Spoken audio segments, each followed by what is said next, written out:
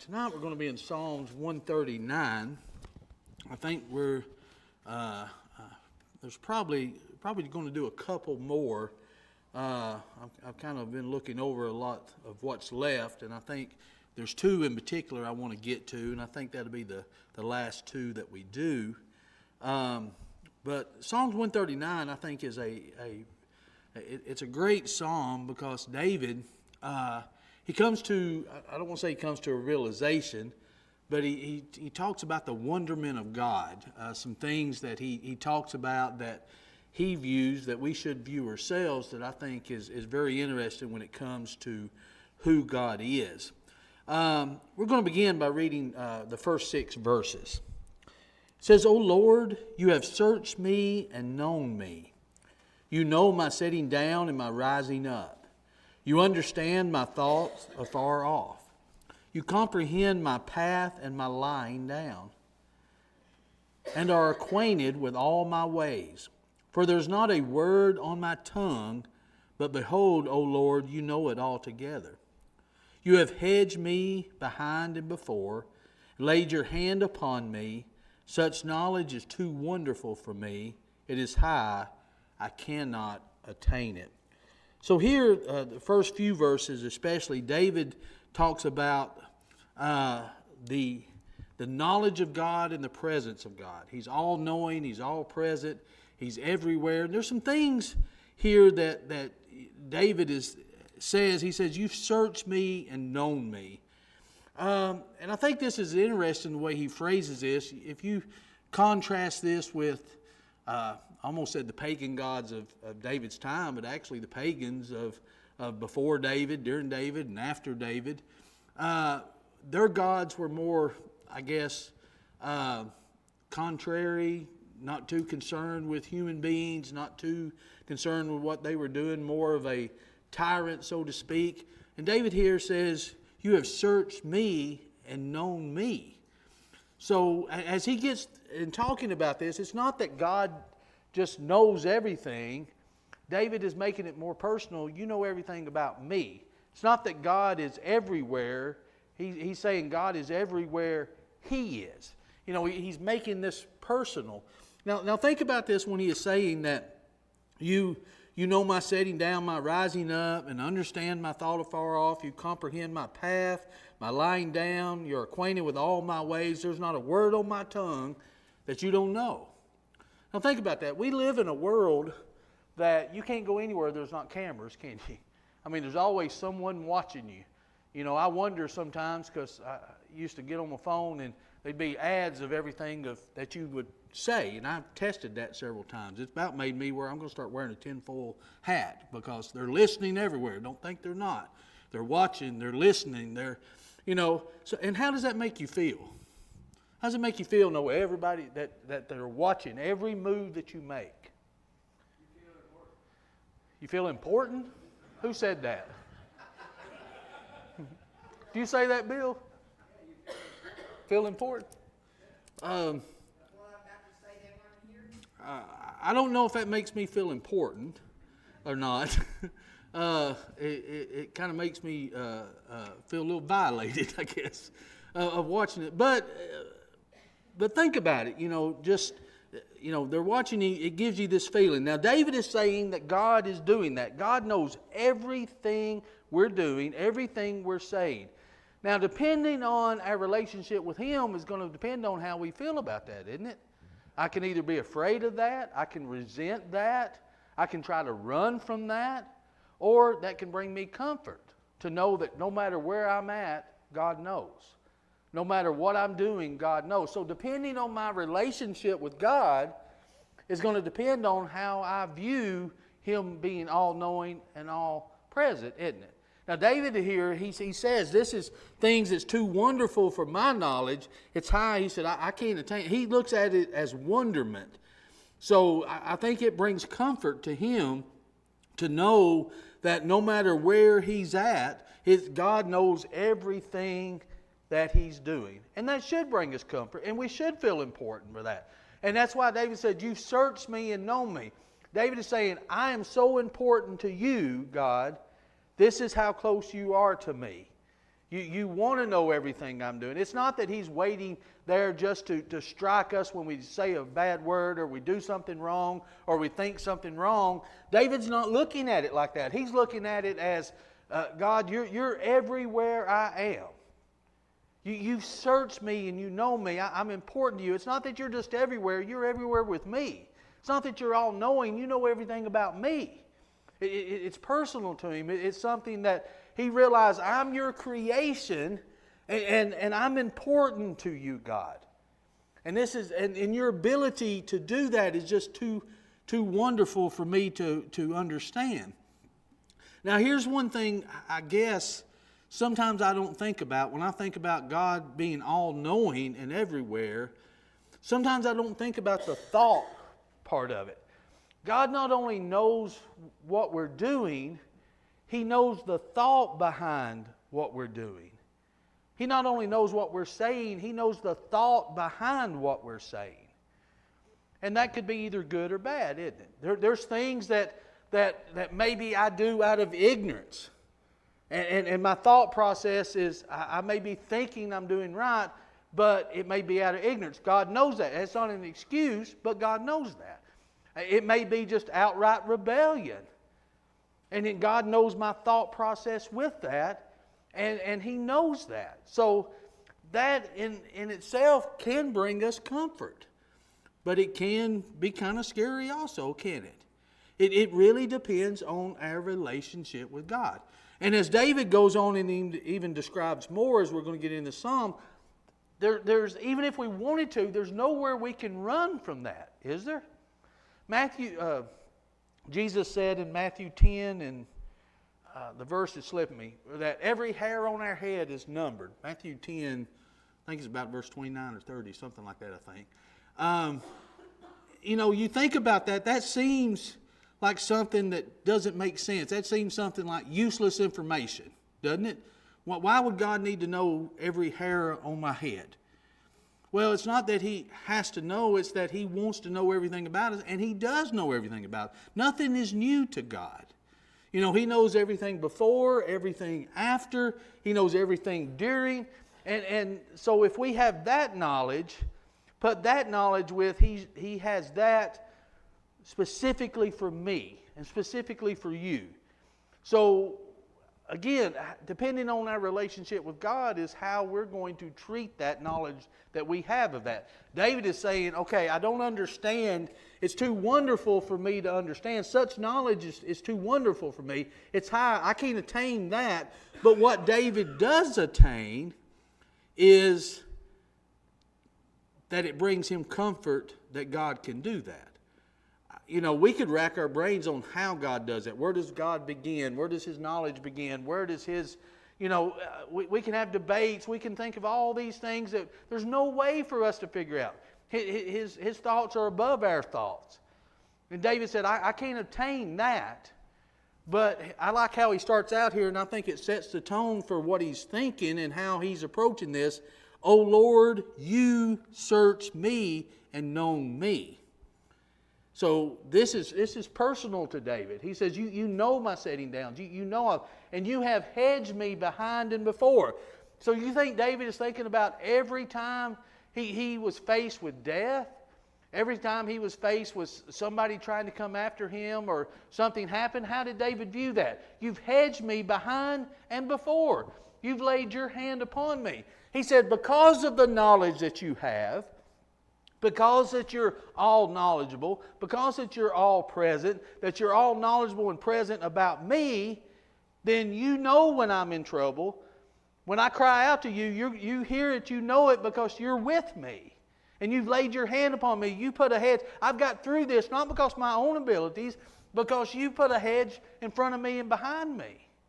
You're the one guiding me. It almost kind of reminds me of when God was leading them out of Egypt. How did they know where to go? How did they know God was with them? You remember? The cloud, the fire. God made His presence known, didn't He? He made sure they know that, okay, I'm with you in this. I'm guiding you in this.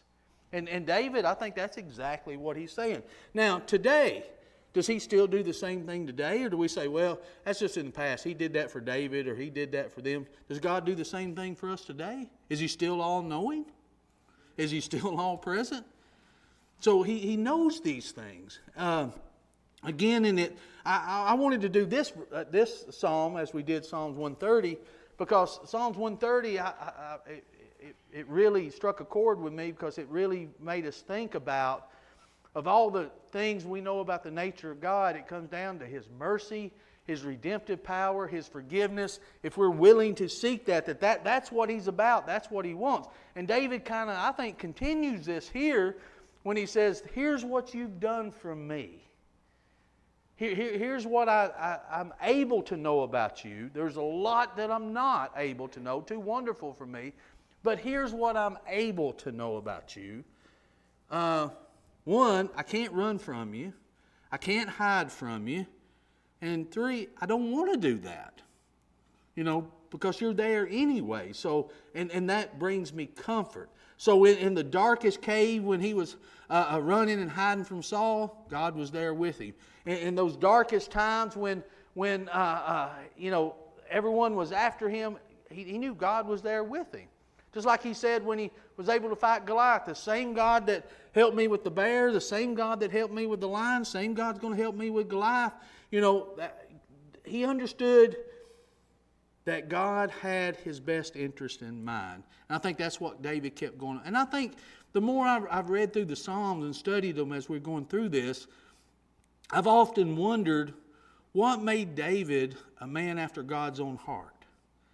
And when we hear stories of him not doing the right thing when he's taking the ark, and what happened to Uzzah, you hear about Bathsheba, you hear all these kind of things, and you think, well, he was just human and he still sinned.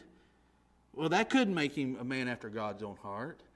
I think it was what he kept coming back to when he realized this, when he was confronted with the sin that he had, when he was confronted about the things in which he did, when Nathan came to him and basically, you're the man. You did this, and David, you're right, I've sinned. He was able to admit that. He was able to understand that. He was able to come back to that. I think it's because of his knowledge and what he understood about the character of God, of what God wanted. It wasn't excusing his actions by any means, because he suffered consequences for things that he did. But David knew what God wanted from him, and that how important he was to God. And I think if we really think of it in those terms, it ought to change the way we live our lives. It ought to. It should be said of all of us that we're people after God's own heart. That's what David is going for. He's showing this is how God cares. He's going for his heart here. Yeah, you've got all these wonderful abilities. David said, I don't see him as you using them as a tyrant, ready to pounce on me and watch me. Oh yeah, you're keeping score here. Remember, that's what we talked about in Psalms 130, when it says, if you kept an account of all this, who could stand? So if God was sitting there with a pencil and paper and writing every little single thing down, no one can stand, because there's none righteous, no, not one. David knew that of himself. But he's understanding the character of God, of what God expects, what God wants. And David is coming at it not from a fear of just wrath that God has. It's, I want to serve you because of the love that you have for me, and the care that you have because you search me out and know me. And I think that's a wonderful way to start this psalm here. Any thoughts on these 6 verses before we move on?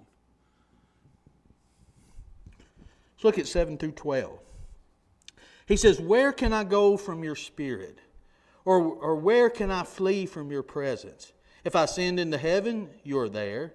If I make my bed in hell, behold, you are there. If I take the wings of the morning and dwell in the uttermost part of the sea, even there your hand shall lead me, and your right hand shall hold me. If I say, surely the darkness shall fall on me, even the night shall be light about me. Indeed, the darkness shall not hide from you, but the night shines as the day. The darkness and the light are both alike to you. So he continues here for a little bit, and he's basically saying, where could I go anyway? Where can I go from your Spirit? Where can I go that you're not there? And he's talking about everywhere he could possibly go. I could go to Shiloh. I could go to heaven. I could go from this end of the earth. I could go from this end of the earth. I could be in the darkest places, but your light is still going to shine.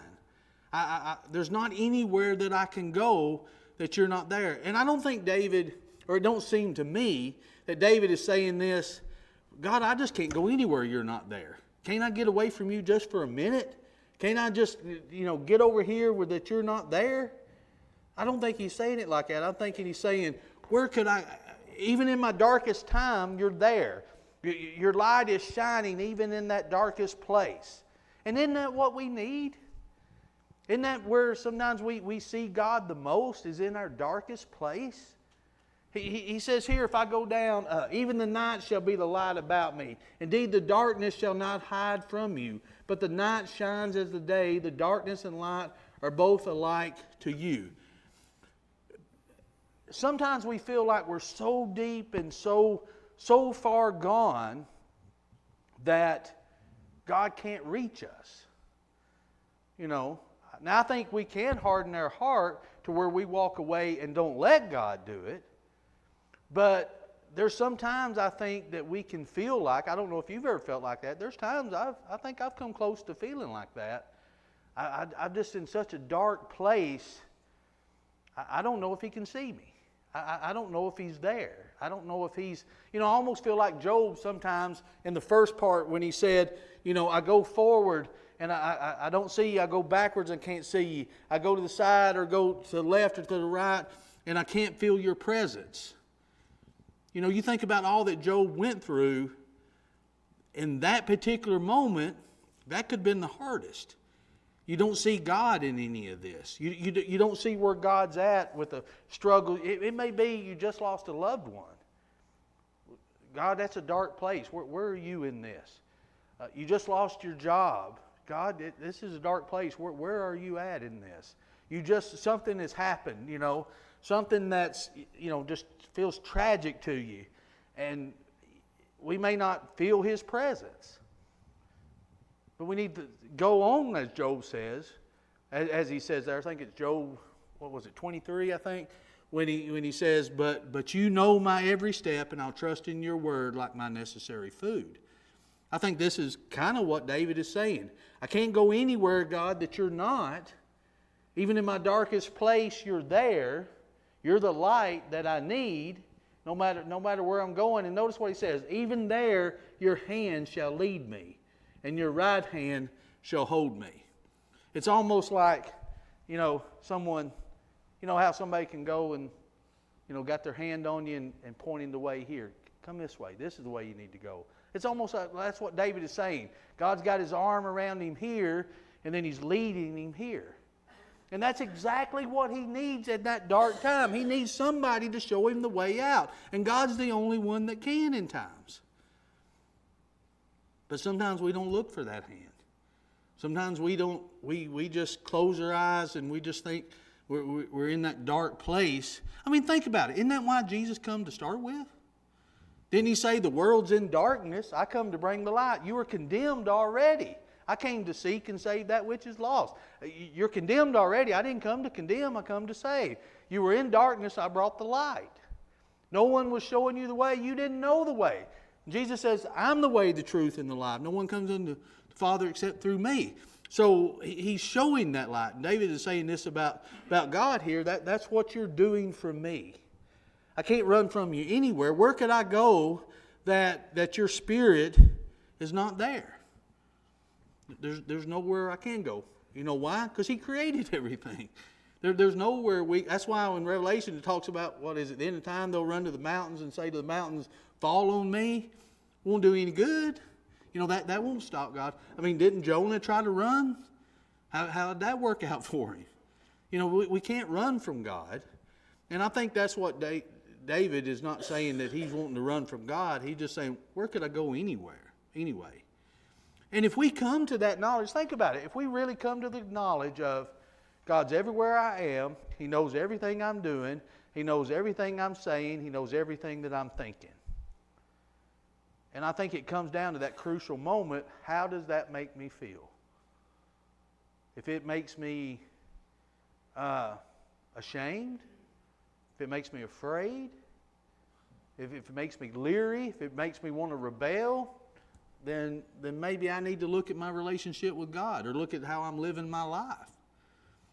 But if it brings me comfort, if it brings me a sense of okay, if all else fails, I've still got God, then, I think it says a lot about us as Christians of understanding our relationship of being His children.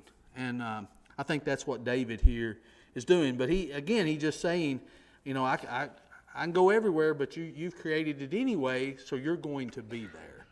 And I think that's a pretty good epiphany, as it were, to finally come to that understanding maybe that we need to, that David does have. Any thoughts of this before we move on?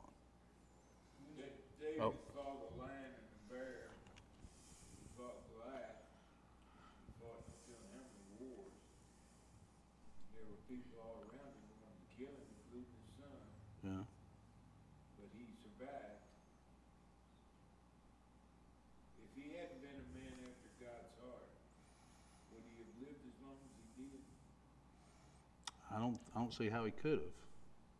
I don't know. I don't know how many times the Lord snatched him out of the fire. Mm-hmm. Well, that's why I believe he was comforted. Because he knew the Lord took care of it. He may not knew how. But he knew he was. Yeah. But the same thing would be true for all of us. Yeah.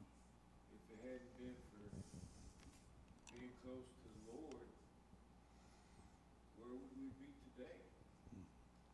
And I think you hit a point there, as David said in the beginning. It's too wonderful. He may not understood how God did it, but he knows He did. And I think sometimes, and I'm speaking for myself and maybe for others, sometimes I think we get hung up on the how. How is God going to answer my prayer? How is He going to do this? How did He help me in this way? Instead of He just will or He just did, And I think that's why Ephesians 3:20 is still one of my favorite verses, that God can do far abundantly more for us than we could ask or think, according to the power that's in us. I may have a way of thinking this is how God will do this or should do this. You pray, God, help me through this and let me give you a blueprint of how I want you to do it. I think that's sometimes our prayers can be. And God is like, I can show you something way more than that. I can give you something that you don't even know you need to ask for.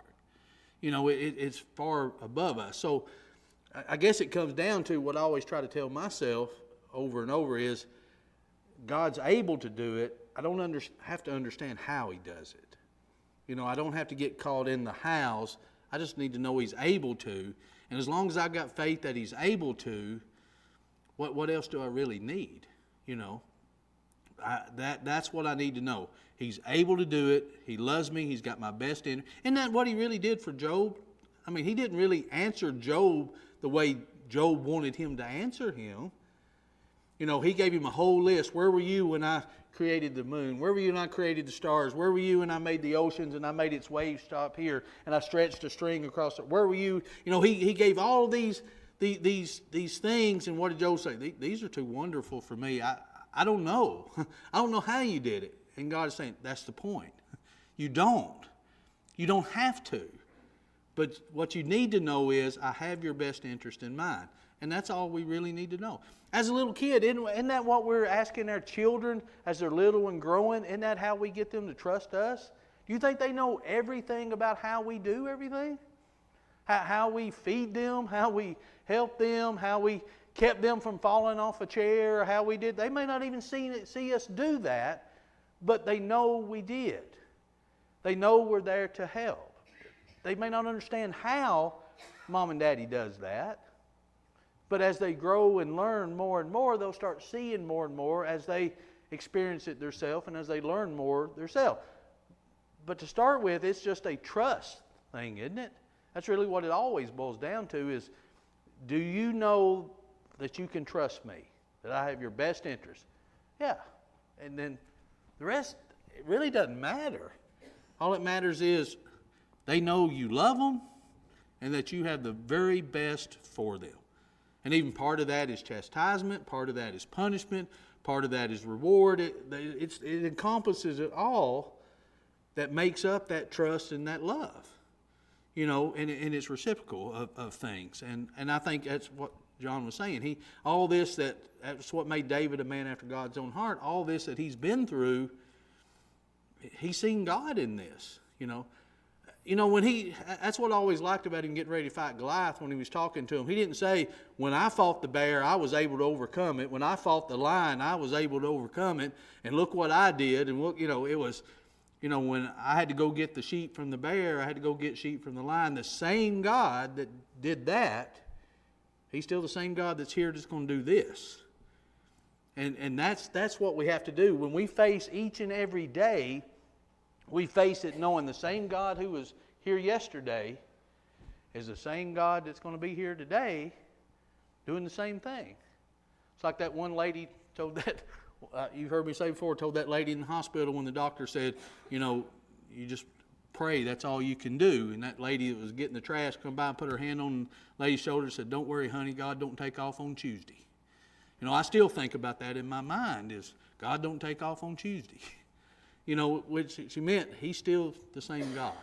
And I think that's something we could really live by and think about. Any other thoughts? Did you have something? Was you raising your hand too at the same time, or did you say it? You know, what he said was better than what you had anyway? Okay. I get that a lot. Start in verse 13. For you formed my inner parts, you covered me in my mother's womb. I will praise you, for I am fearfully and wonderfully made. Marvelous are your works, and that my soul knows very well. My frame was not hidden from you. When I was made in secret and skillfully wrought in the lowest parts of the earth, your eyes saw my substance, being yet unformed. In your book they are all were written, the days fashioned for me, when as yet there were none of them. For you formed my inward parts. The God of all knowledge and constant present had the care and concern to personally form the child in his mother's womb. And I was thinking about this in particular. You think about all the technology we got today. What is it now? 4D images of a kid in the stomach. You know, it looks like they're pressed up against a window, you know. But you can see it, you know, as it's being formed. David couldn't see that, could he? He's talking about in the hidden places and in the secret parts, in the lowest part of the earth. He said, you saw the substance being yet unformed. He's even noticing and understanding God's greatness on understanding childbirth from the mother's womb. You know, all of a sudden, there it is. We don't know how you form all of that, how it gets it exactly right. We don't know how you start thinking about the limited knowledge that David had that we've got today, that we could see a lot of things and we still don't understand. I don't. You know, we still don't know and see how God perfectly makes all of this. But he's acknowledging this. For you formed my inward parts. You covered me in my mother's womb. I will praise you, for I am fearfully and wonderfully made. He said, God, you did this. Not only do you know me, you formed me. From the very beginning you were with me. In the innermost parts you were with me. It wasn't that David just realized, oh God, now you're just starting to be with me here when I'm grown up and doing this. You've always been with me. I'm fearfully and wonderfully made. You created me. So why wouldn't you know everything about me? Why wouldn't you take an interest in me? You made me, you know. To me, this is just so personal to David. He's realizing God, you know, as great as God is, of all the universe that he made and how wonderful it is, Look how wonderful mankind is, and God formed it in His own image. And David said, I'm fearfully and wonderfully made. That's a wonderful thing. And he says, nothing is hidden from you from the very beginning. Your eyes saw my substance being yet unformed. And in your book there all were written, the days fashioned for me, when as yet there were none of them. God, you've seen me to the end before the beginning ever started. That's how wonderful you are. That's how magnificent you are. You know my end before I was even formed. You don't get much more powerful than that, do you? I think David, in whatever words he can find, whatever words we can find when we try to describe how great God is, I think that's about the best we can do, isn't it? That's you're so great, you know the beginning from the end. You know me before I even know me. And that's the thing. We can't fool God. We may not like what He says about us in His Word. There may be something that He says in His Word that strikes a chord with us, and I don't agree with that. I'm not like that. I'm not like it. Well, if God says we are, we are. He knows me better than I know me. So I need to listen to Him. He's the one formed me, so He knows exactly who I am. He knows exactly what I'm thinking. He knows exactly these things, so I need to trust Him when He says, this is how you need to live, and if you live contrary to this, well, no, I'm not. I'm doing this, this, and this, and I'm doing okay. And God is saying, no, you're not doing okay. I want you to do better, and you're capable of doing better. Well, no, I'm not. You just don't understand. I mean, sometimes we're like Moses. God, you don't understand. I can't speak well. I can't, my speech is not what it should. I can't do what I should. God, I'm not the man for the job. I don't know why you're asking me to do this or telling me to do this. Don't you realize, that I'm this, this, and this, and this? Remember what God said? Yeah, I know. I made you. Of course I know what you're able to do. You may not think you're able to do it, but you don't know yourself as well as I know you. So here's what you're going to do. So think about it this way. When we get hesitant, because I'll be first to tell you, I'm a pretty anxious person. I'm a pretty, worrier, and I get apprehensive about a lot of things. I put on a good front sometimes, but I'm apprehensive a lot. And, I think about, God, am I really able to do this, or am I really able to do this?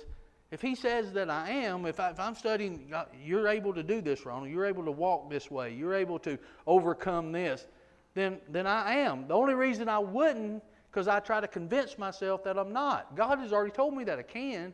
So do I either believe Him, or do I justify myself? Do I believe Him, or do I listen to Satan's over here that's telling me that I can't do it? God only wants this or wants this. God tells me exactly the truth because He knows me. He knows me better than anybody else. And that should be pretty comforting. And that's starting as I get a little older and I start realizing some things. That brings me more comfort than it used to. It used to not bring me as much comfort. Now it's starting to bring me a lot more comfort. It gives you that sense of, you start thinking about, as David, you start wanting to know the character of God and starting to wanting to, it's one thing to want to know His Word, but it's another thing to study His Word to want to know Him. And at some point, I think we've got to get to that point. There's something about, reading, memorizing Scripture, and knowing the Word. I knew a man who claimed to be an atheist, thought the Bible was the greatest mythical book ever written, and I believe the man could quote the whole Bible. Anytime I was ever around him, he quoted Scripture after Scripture after Scripture. He knew the Word, but he didn't know God. And there's times, I think sometimes we know His Word, we just don't know Him, and I think that's why we don't follow His Word like we should, because we're not trying to know Him. And that's what we need to start trying to know. Just as we talked about in the previous psalm, the psalmist wasn't thanking God for the gifts of His forgiveness, the gifts of His mercy and His love. He was thinking about the one who gives forgiveness, the one who gives love, the one who gives mercy. And you start thinking about the one who does that, you start appreciating what He gives a little more. And I think that's what David is doing, is talking about what God's able to do but more on who he is himself. Any other thoughts as we move on? We may get through this. God knows your inward parts before you were formed, and you're fearfully and wonderfully made. And He knows and saw you before you were yet unformed. How bad did you hate abortion? Well, there was some things I actually wrote down on the abortion side of it, but I didn't know if we had time.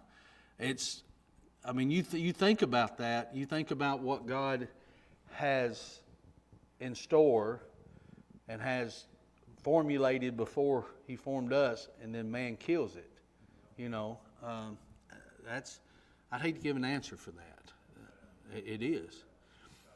Yeah, but you think about other things, though, Mike. You think about things God knows that and has a path for me. Now, there's a difference, and I'm not knowledgeable enough to get into all of this technically, I guess, but on a lot of things. And I think this is where some get confused. There's a difference in predestination and God's foreknowledge. There's one thing some thinking He's predestined me, there's nothing I can do to change it.